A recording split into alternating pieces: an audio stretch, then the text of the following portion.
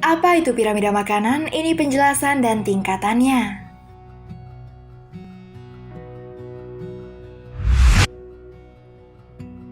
Piramida makanan merupakan pembagian populasi pada hewan, tumbuhan, atau ekosistem makhluk hidup lain ke dalam bentuk piramida dengan perbandingan komposisi dengan biomasanya. Tingkatan piramida makanan disebut dengan tingkat trofik. Semakin ke atas tingkatan piramida makanan, masanya semakin kecil. Hal ini terjadi demi pembentukan keseimbangan ekosistem. Nah, supaya lebih paham tentang piramida makanan, simak penjelasan berikut ini.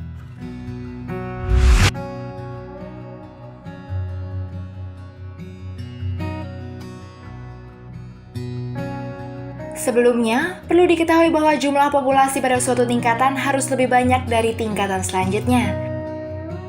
Contoh, jumlah produsen harus lebih banyak dari konsumen tingkat 1. Jumlah konsumen tingkat 1 harus lebih banyak dari konsumen tingkat 2 dan seterusnya. Tingkat pertama, produsen. Tumbuhan hijau memegang peran sebagai produsen karena mereka menerima sumber energi langsung dari matahari. Melalui sumber energi tersebut, tumbuhan hijau dapat melakukan fotosintesis yang menghasilkan zat makanan.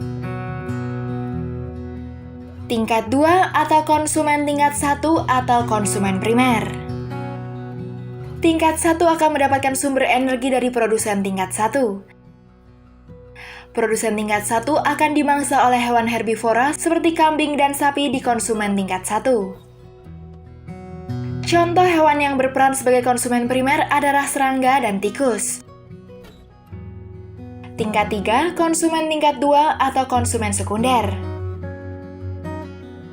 Konsumen tingkat 2 akan mendapatkan sumber energi atau memakan konsumen tingkat 1. Konsumen tingkat 2 diisi oleh hewan karnivora seperti serigala dan ular. Tingkat 4 atau konsumen tingkat 3 atau konsumen tersier. Dengan menempati tingkat trofik tertinggi, konsumen tingkat 3 akan memangsa konsumen yang berada di tingkat 2. Tingkatan trofik ini diisi oleh hewan karnivora yang memakan hewan-hewan karnivora di tingkat 3. Hewan yang ada pada tingkatan ini contohnya adalah elang.